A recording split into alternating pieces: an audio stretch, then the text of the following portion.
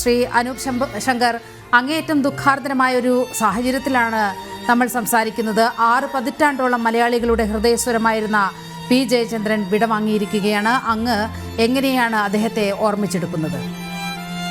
തീർച്ചയായിട്ടും വളരെ വളരെ സങ്കടമുണ്ടാക്കുന്ന, അല്ലെങ്കിൽ ആസ് എ മ്യൂസീഷ്യൻ, ഒരു ഗായകൻ എന്ന നിലയിൽ ഏറ്റവും കൂടുതൽ വേദനാജനകമായ വാർത്തകളിലൊന്നാണ്. ജേട്ടനെ നമ്മൾ മലയാളികൾ എല്ലാവരെയും പോലെ തന്നെ ചെറുപ്പം തൊട്ട് കേട്ടുവരുന്ന, വളർന്നു വന്ന ഒരു ഗായകൻ.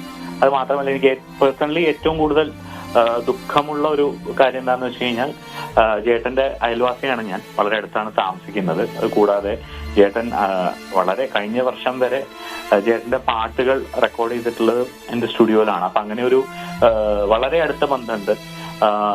എങ്ങനെ ഈ സങ്കടം നമുക്ക് പറയാൻ പറ്റുമെന്ന് അറിയില്ല. പക്ഷെ പ്രാർത്ഥനകൾ മാത്രം. അദ്ദേഹം വളരെ വളരെ ശുദ്ധനായ ഒരു മനുഷ്യൻ കൂടിയാണ്. അത്രയും നന്മയുള്ള ഒരു മനുഷ്യനാണ്. അദ്ദേഹത്തിന്റെ ആത്മശാന്തിക്കായി പ്രാർത്ഥിക്കുന്നു എന്നതാണ് ഏറ്റവും പ്രധാനപ്പെട്ട കാര്യം. വളരെയധികം നന്ദി അനൂപ് ശങ്കർ, ഈ സാഹചര്യത്തിൽ ജനം ടി വിയോട് പ്രതികരിച്ചതിന്.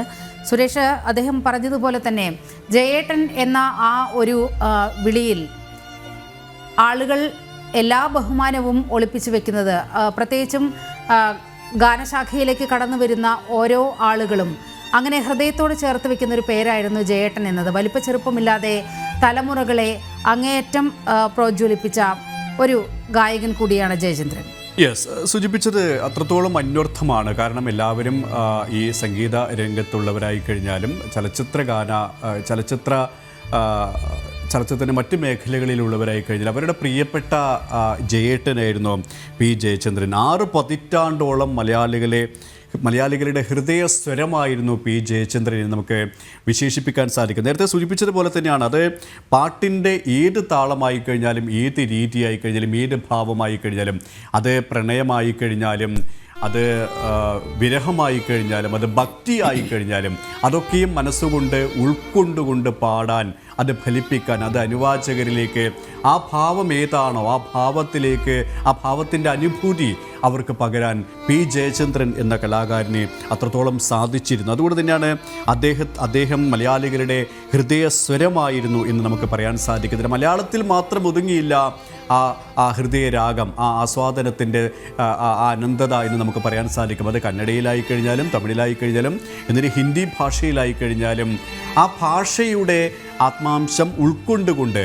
അദ്ദേഹം പാടിയപ്പോൾ ഏതൊരു ഗായകൻ, അദ്ദേഹം ഒരു തമിഴ് പാട്ട് പാടുമ്പോൾ, അദ്ദേഹം ഒരു കന്നഡ പാട്ട് പാടുമ്പോൾ, അത് ഒരു മലയാളിയാണ് ആ പാട്ട് പാടുന്നത്, ആ ഭാഷ പഠിച്ചെടുത്ത് പാടുന്ന ഒരാളാണ് എന്ന് ഒരിക്കലും തോന്നില്ല. പലപ്പോഴും അദ്ദേഹത്തിൻ്റെ തമിഴ് അതുകൊണ്ട് തന്നെ കലൈമാമണി അവാർഡൊക്കെ അദ്ദേഹത്തിൻ്റെ സമൃദ്ധമായ തമിഴ്നാട് ചലച്ചിത്ര മേഖലയുടെ പുരസ്കാരം, തമിഴ്നാട് സർക്കാരിൻ്റെ പുരസ്കാരമടക്കം അദ്ദേഹത്തിന് ലഭിച്ചത് അതുകൊണ്ട് തന്നെയാണ്. കാരണം അദ്ദേഹം ആ ഭാവം, ആ ഭാഷയും ദേശവും കാലവും അതീതമായിട്ട് അദ്ദേഹത്തിൻ്റെ സംഗീതത്തിന് വ്യാപ്തി ഉണ്ടായിരുന്നു.